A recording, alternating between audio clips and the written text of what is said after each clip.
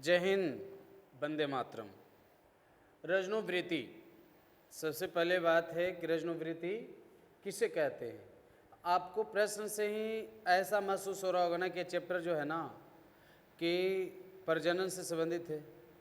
और रजनोवृत्ति की जहाँ तक सवाल है तो रजनोवृत्ति क्या है, तो जानकारी होगा कि जन्म तभी होता है जब दो जीव मिलते हैं, और कभी कभी ऐसा होता है कि जन्म तभी होता है जब एक अकेला जीव भाग लेते हैं। यदि एक अकेले जीव के माध्यम से भी होती है और दो जीवों के माध्यम से होती है, तो ये सोचने वाली बात है कि जब दो जीव आपस में मिलते होंगे तो दोनों जीवों के बीच से आखिर ऐसा क्या होता होगा। तो दोनों जीवों के बीच से होता वही है जो होना चाहिए। और क्या होना चाहिए? होना चाहिए कि महिलाओं के शरीर से प्रत्येक महीने में मासिक चक्र की क्रिया शुरू हो जाती है, और मासिक चक्र की क्रिया शुरू होने के बाद 4 से 5 दिनों का रहता है। लेकिन ये सुनने वाली बात यह है कि आखिर मासिक चक्र की क्रिया शुरू होती है वो कितनी उम्र से। सवाल है कि उम्र भी इसमें ख्याल रखना है। तो मासिक चक्र की क्रिया शुरू होती है महिलाओं में 10-12 वर्ष से शुरू हो जाती है। ऐसे इसको रेगुलर समझ जाइए ना, तो इसको 12 वर्ष से शुरू मान लिया जाता है। तो जब युवतियों में पहले बार जब मासिक चक्र की क्रिया शुरू होती है ना, तो अब इसका नाम होता है मेनार्च। मेनार्च याद हुआ? और मेनार्च जो है ना वो रजोदर्शन है। कभी कभी आपको सवाल आता है एग्जाम में कि रजोदर्शन क्या है। रजोदर्शन जिसे कहते हैं मेनार्च, जो युवतियों में 12 वर्ष की उम्र से शुरू हो जाती है। समझ में आ रही बात है? अब जब से शुरू होती है 12 वर्ष से लेकर, तो ये 48 से 50 वर्ष तक का ये अवधि रहता है। और 48 से 50 वर्ष के बीच में जो भी क्रिया हो रही है वो मासिक चक्र से हो रही है। लेकिन एक दिन जब शुरू हुआ है तो इसका अंत भी तो तय है। तो जिस दिन मासिक चक्र की क्रिया समाप्त होगी महिलाओं में, समझ जाइए इस बात को, मासिक चक्र होना बंद हो जाएगा। जब से महिलाओं में मासिक चक्र होना बंद होगा तो बंद होने की ही क्रिया का नाम क्या है? रजनोवृत्ति है। आई बात समझ में? तो बंद होने की क्रिया का ही नाम यहाँ पर है तो क्या है, आइए बात करते हैं। बंद होने की क्रिया का नाम है रजनोवृत्ति नाम है। क्लियर हो गया? इसको डिटेल में जब हम बात करते हैं तो देखिए लिखता है क्या कि स्त्रियों में लगभग 40 वर्ष की आयु के बाद अंडोत्सर्ग अनियमित हो जाता है। देखिए नियमित और अनियमित, अनियमित का मतलब रुक नहीं जाता है। एक कह रहा है कि अनियमित, कभी बताइए महीना, फिर कभी महीने पर रुक जाना, फिर 2 महीने पर होना, या फिर मासिक चक्र होना लेकिन अंडों का बनना तय नहीं होना, तो अनियमित हो जाता है। और कुछ समय बाद पूर्णतः बंद भी हो जाता है। चलिए हाँ, बंद भी हो जाता है। यह स्थिति रजनोवृत्ति ही कहलाती है। और रजनोवृत्ति के बाद स्त्री प्रजनन के योग्य नहीं रह जाती है। यानी अब 50 साल के बाद अब उसे संतान प्राप्ति का उम्मीद रखते हैं? कतई नहीं, बिल्कुल ये संभव नहीं है। तो आपको चाहिए कि भाई समय के हिसाब से ही बात को बनाएं। मानव निषेचन पर टिप्पणी लिखिए। चलिए मानव निषेचन अच्छी बात है, तो आपको ये मानव निषेचन पर जब टिप्पणियाँ करनी है तो मानव निषेचन क्या है? तो पुरुषों से बनने वाला जो युग्मक होता है, ये गुमक, उसका नाम स्पर्म होती है, शुक्राणु होता है। और स्त्रियों से बनने वाले जो युग्मक होते हैं अंडाणु होते हैं। तो शुक्राणु और अंडाणु के मिलन की क्रिया को ही निषेचन कर देना, ऐसा नहीं है। हेडक आप लेते हैं ना एग्जाम के लिए, यही आपके लिए गलत है, भूलते हैं। अब स्ट्रेस में रहेंगे परीक्षा को लेकर तो क्या लगेगा कि याद हो जा रहा है प्रश्न। हम जो कह रहे हैं उसको सुन लो ना, हम जो कह रहे हैं उसको सुन लो, बस सुन के ही जाना है। टाइम तो दे दो चैनल पर, तो फिर याद हो जाएगा। तो कहने का मतलब है कि पुरुष का शुक्राणु और स्त्री का अंडाणु दोनों का संयोग होता है, तो संयोग होना ही निषेचन है। हम ये नहीं बता रहे हैं कि निषेचन के लिए कितना शर्त को पूरा करना पड़ता है अंडाणु को, हम ये बात बोल रहे हैं नहीं ना। और क्वेश्चन भी ये नहीं कहा है, क्वेश्चन कहा है कि संक्षेप में टिप्पणी लिखिए तो निषेचन के बारे में। तो अंडाणु और शुक्राणु जब मिल जाएं तो मिल जाने की क्रिया का नाम निषेचन है। अब इसमें बढ़ा दीजिए बात को कि निषेचन के बाद क्या होता है नहीं, निषेचन के योग कौन सा शुक्राणु होता है, समझ रहे ना बात को। तो निषेचन के बाद जाइगोट बनता है, जाइगोट के बाद भ्रूण बनता है, भ्रूण के बाद गर्भ बनता है और शिशु का जन्म होता है। ओके, अब यहाँ तक जब आ ही गया तो फिर आपको ये रटने की क्या जरूरत है? क्या जरूरत है रटने का? यदि लगता है कि फिर रटने की जरूरत है तो ये बात करते हैं लाइन से। तो कहता है क्या है कि शुक्राणुओं, देखिए सबसे पहली चीज यहाँ है शुक्राणु।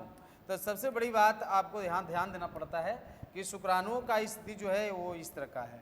तो शुक्राणुओं का स्थानांतरण सभी स्तनधारियों में मैथुन द्वारा स्त्री के ओनी में होता है। देखिए क्या कहाँ से ऊपर से उठाया गया है भाई, डायरेक्ट भी आप बोल सकते हैं निषेचन के बारे में। तो शुक्राणुओं का स्त्री के अंदर में कैसे प्रवेश करने की क्रिया होगी, तो मैथुन क्रिया कहलाएगा, स्त्री और पुरुष को मिलने की क्रिया कहलाएगा।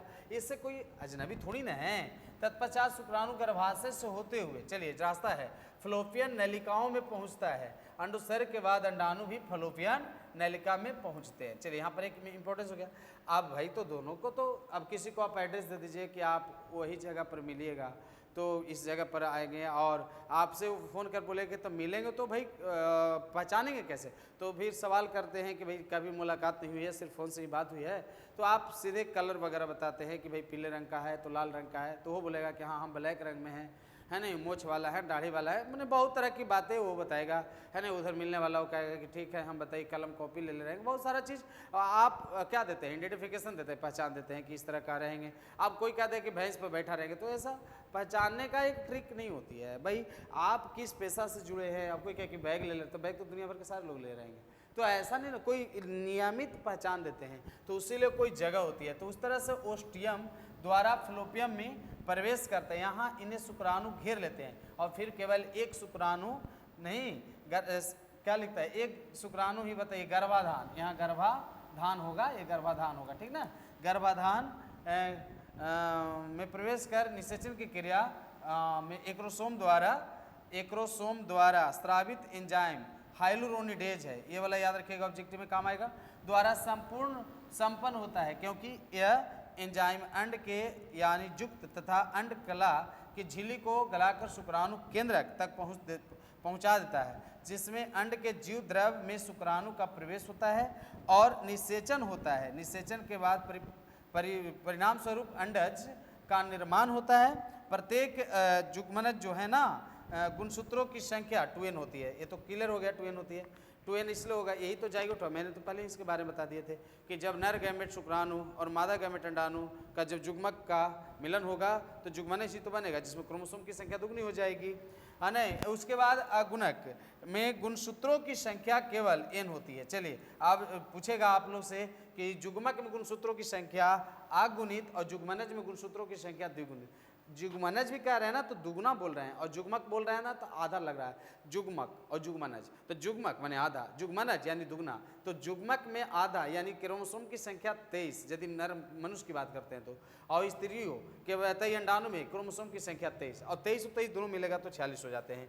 प्रत्येक अगुणिक गुणसूत्रों की संख्या केवल n होती है।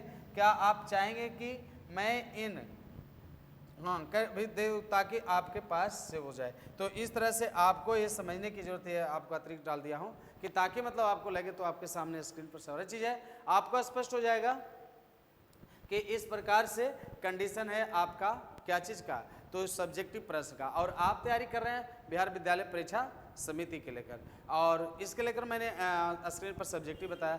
अब इसके बाद आपको ऑब्जेक्टिव भी सीख लेने की जरूरत है कि ऑब्जेक्टिव क्या कहता है। तो देखिए आप फटाफट आप प्रश्नों का देखिए, रजनोवृत्ति सामान्यतः किस आयु के बाद होती है। अब यहाँ पर प्रश्न है कि किस आयु के बाद होती है। भाई अभी आपने 40 वर्ष देखा था और यहाँ पर आपको सही आंसर आ गया, 40 वर्ष के बाद ही बंद होगी। ऐसे 48, 50, 52 है नहीं, आप कहना है कोई की बताइए 5 साल रुकने के बाद भी हो जाएगा तो उसको अलग बात है ना। तो ये सब समझना है। रजनोवृत्ति के बाद स्त्रियों में कौन सी क्षमता समाप्त हो जाती है? चलिए यहाँ पर बात है प्रजनन क्षमता, ये तो ऐसी आप बना सकते हैं, है नहीं। पाचन कहाँ से होगा? पाचन। मानव निषेचन सामान्यतः कहाँ होता है? चलिए मानव निषेचन सामान्यतः कहाँ होती है? प्रश्न ये है कि मानव निषेचन सामान्यतः कहाँ होती है, किस भाग में होती है? अभी था फ्लोपियन, उसी से है ऑब्जेक्टिव, आपको दूसरी जगह से नहीं, जो मैंने सब्जेक्टिव पढ़ाए उसी से ऑब्जेक्टिव है, समझ में आया ना। इसी तरह से आपको आगे में होगा कि निषेचन के लिए शुक्राणु किस एंजाइम की सहायता से अंडाणु की झिल्ली को गला देता है? चलिए अभी हाइलुरोनिडेज अभी बताए थे।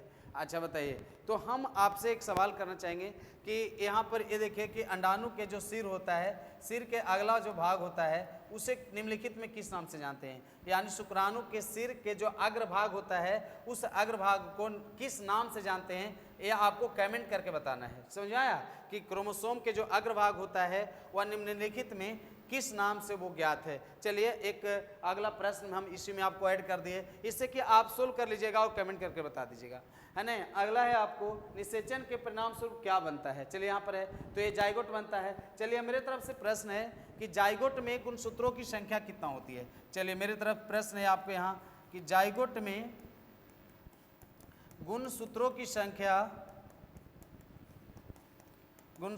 संख्या कितनी होती है, ये है, आपको लिया आंसर दीजिएगा, ठीक ना। और नेक्स्ट प्रश्न है, ये मान लीजिए कि आपको क्वेश्चन 1 हो गया, फिर क्वेश्चन आपको यहाँ पर दे रहा हूँ, है नहीं।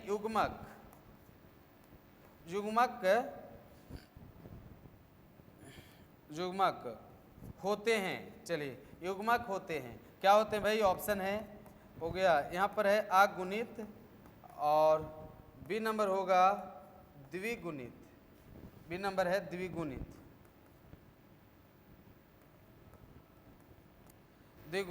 सी नंबर है दोनों बोथ, और डी नंबर है नन।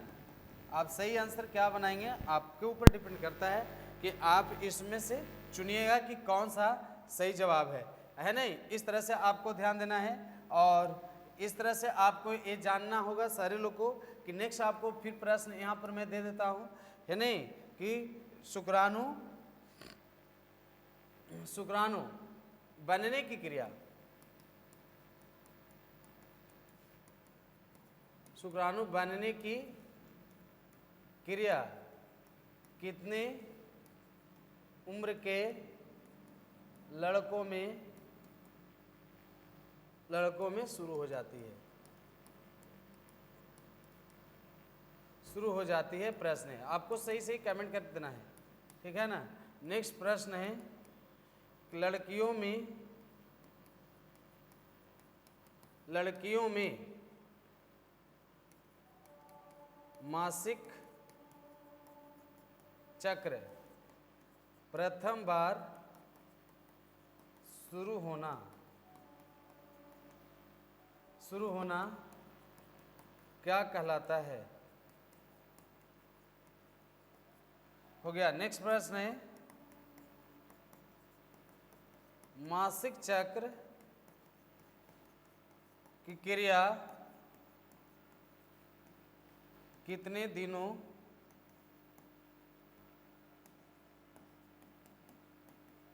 तक रहती है।